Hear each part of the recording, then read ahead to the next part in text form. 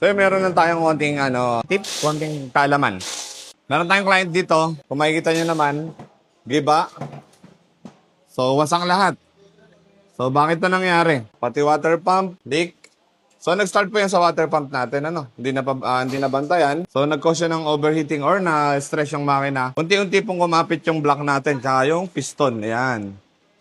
Ayan. Tumagilid na rin po yung connecting rod ni sir. Tapos kung mapapansin natin, isa naging problema nito dahil po sa langis ni bossing. Ayan, sa langis na gamit niya. Kita nyo naman, luto lahat. Oh.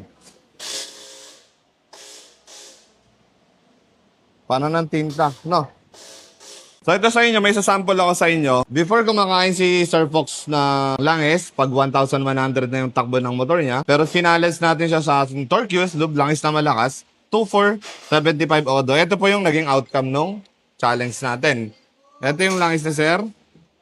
Yan, di po nagbawas yan ha.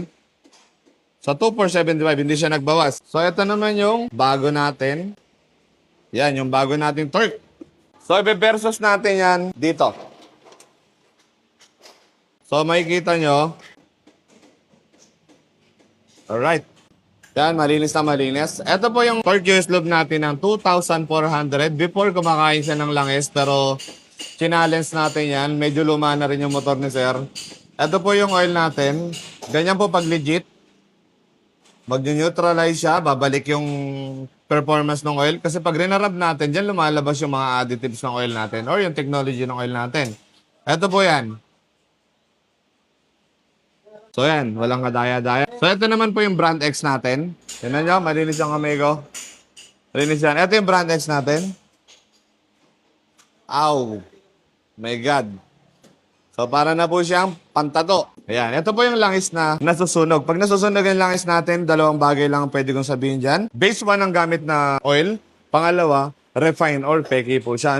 So, ingat po tayo. Napakaraming ganyan langis. Ngayon, hindi ko na kailangan i-mention. Kailangan maging mapanuri tayo. Maging maselan, maging meticuloso when it comes sa engine oil. Kasi ang langis po ay buhay. Magre-reflect po sa makina nyo yan kung sablay yung langis na gamit nyo. Ito po yung brand X natin.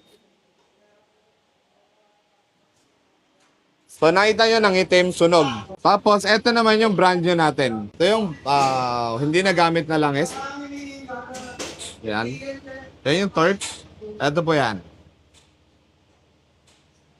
So, kayo po yung mag-decide. 2,475, never nagamit. Ito, brand X.